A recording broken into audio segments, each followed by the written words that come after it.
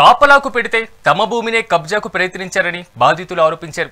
Somajiguda press club లో ఏర్పాటు చేసినటువంటి విలేకరుల సమావేశంలో బాధితులు వసంతకుమారి, విజయ్ శంకర్ తో పాటుగా జయప్రకాష్, న్యాయవాది దామోదర్ రెడ్డిలు వివరాలు వెల్లడించారు. రంగారెడ్డి జిల్లా మహేశ్వరం మండలం తుమ్మలూరు గ్రామానికి చెందినటువంటి 414 నుంచి 417 వరకు ఉన్నటువంటి సర్వే నెంబర్లలో తమ పూర్వీకుల నుంచి సుమారు 50 ఎకరాల స్థలం ఉందని తెలిపారు. తామంతా నగరంలో నివసిస్తుండటంతో స్థల పర్యవేక్షణ కోసం రామస్వామిని నియమించుకున్నామని తెలిపారు. మొదట అమాయకుడిగా నటించిన రామస్వామి అనంతరం నకిలీ పత్రాలు సృష్టించి స్థలం తమదేనంటూ భూమిని స్వాధీనం చేసుకునేందుకు ప్రయత్నిస్తున్నారని ఆవేదన వ్యక్తం చేశారు.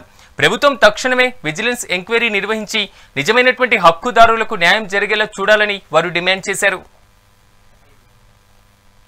ఎంఆర్ఓ దగ్గర, తహసీల్దార్ దగ్గర రికగ్నైజ్ అయిన తర్వాత వాళ్ళు ఆర్డీఓ పంపిస్తే అక్కడ 38కి ఎవరైనా ఎలిజిబిలిటీ ఉంటే అది కూడా ఇప్పుడు ఈ పట్టదారు ఎవరైతే ఉన్నారో అతను సర్ప్లస్ హోల్డర్ ఉంటే, సీలింగ్ సర్ప్లస్ హోల్డర్ ఉంటే సర్ప్లస్ ల్యాండ్ డిక్లేర్ చేస్తే అప్పుడు వాళ్ళకి 38 సర్టిఫికేట్ రానికి ఆస్కారం ఉంటుంది. అసలు వీళ్ళు సర్ప్లస్ అయితే రారు, సీలింగ్ లిమిట్స్ అయితే రారు, బిలో సర్ప్లస్ ఉన్నారు. అయినా కూడా 38 సర్టిఫికేట్ ఎంటైర్ ఎక్స్టెంట్ కి ఆయనకు ఎవరిచ్చారు?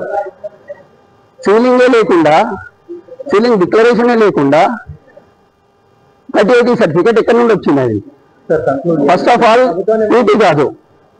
ఇంకొకటి, ఎవరైతే ల్యాండ్ హోల్డర్స్ ఉన్నారో వాళ్ళు surplus holders car, below ceiling ఉన్నారు. కాబట్టి ఏ విధంగా చూసుకున్నా కూడా 38 certificate obtained by playing fraud in their RDO office. So మేము ఇది పలుమార్లు ఈ విషయమై పలుమార్లు దరఖాస్తు చేసుకుంటే ఎవరు కూడా చర్యలు తీసుకోలేదు. ఈవెన్ పోలీస్ మహేశ్వరం కూడా 2-3 సార్లు కంప్లైంట్ చేసినాం, వారు కూడా ఈ విషయమై చర్య తీసుకోలేదు. కమిషనర్ కూడా, పోలీస్ కమిషనర్ కూడా సైబరాబాద్ కూడా కంప్లైంట్ చేసినాం, వారు కూడా చర్య తీసుకోలేదు. ఇది ఇలా ఉండగా రీసెంట్ గా నేను విజిలెన్స్ డైరెక్టర్ గారికి కంప్లైంట్ చేశాము, వాళ్ళు గవర్నమెంట్ కి ఫార్వర్డ్ చేశారు.